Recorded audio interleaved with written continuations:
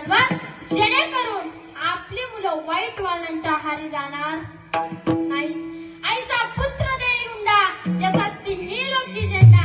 अहो, जास्त पोरं कामाची नाहीत, एकच असावा पण त्याचा अख्ख्या त्रैलोक्यात झेंडा असावा.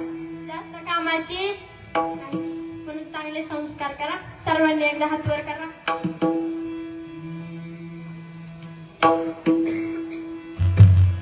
सर्वांनी हात वर करा. बाबा हात वर करा. तसेच राहून द्या. मी जरा आज काय गुलाबजाम आहेत ना, गुलाबजाम खाऊन घेते. आहे ना माणूस?